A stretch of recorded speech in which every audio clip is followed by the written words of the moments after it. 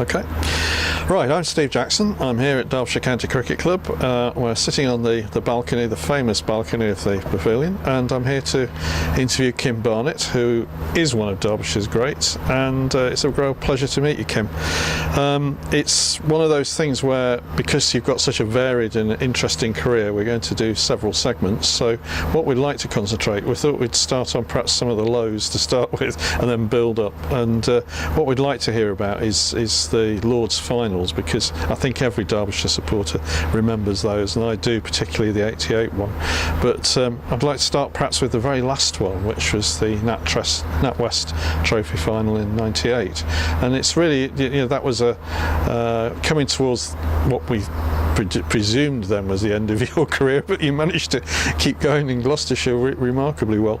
But it was one of those days where I think the rain was pretty much a deciding factor.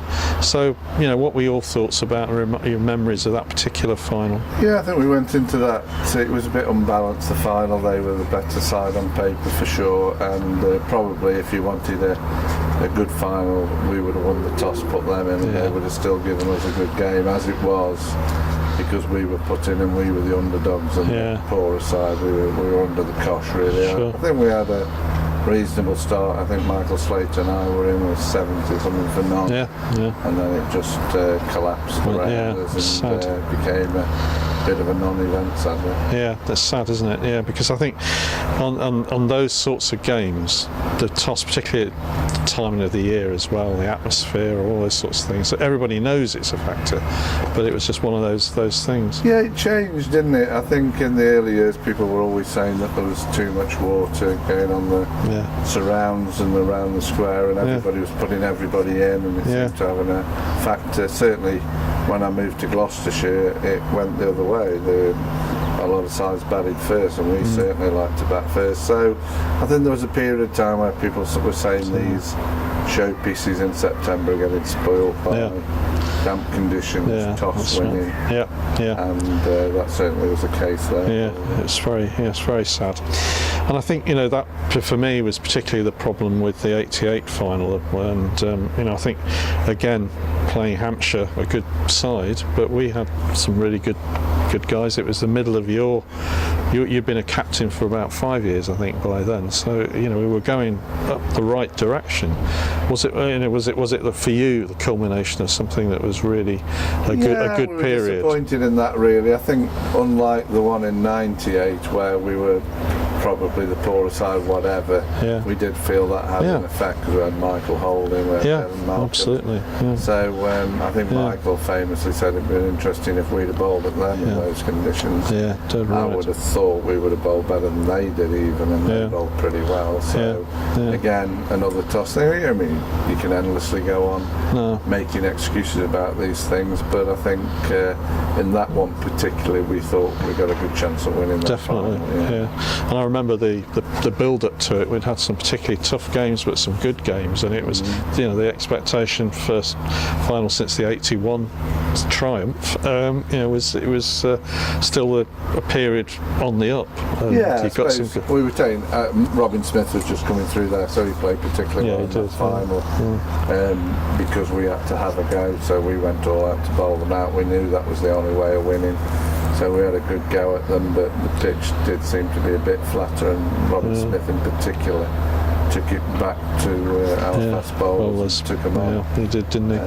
Played very well. I think that was your first final as a captain as well. I mean, what's the sort of pressures like when you're in that sort of situation? It's all very interesting. I mean, Philip Ruffsall famously said after the '88 one that when you go into the press conference after, it's a bit of a bear pit, really. For a young person, so I was still relatively young then. He found it quite intimidating. I think I was just used to the fact that in sport, you either win or lose, you get stick or you're brilliant, or whatever. So you have to take it on the chin. But certainly, you need to go into those press conferences a bit more worldly wise, knowing that they're going to perhaps savage you or your performance. And, that's what happened, really.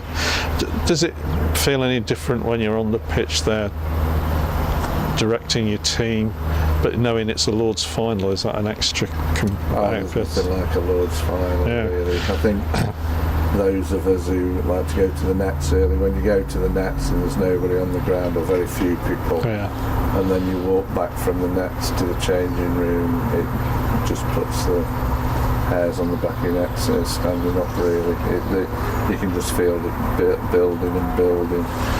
And I think when you go out to bat as a 2, if you open the batting, when your crowd go up as you go down the steps, again, it's one of those moments where you both sort of think it's what it's all about, and hope to God you don't miss the first stroke ball.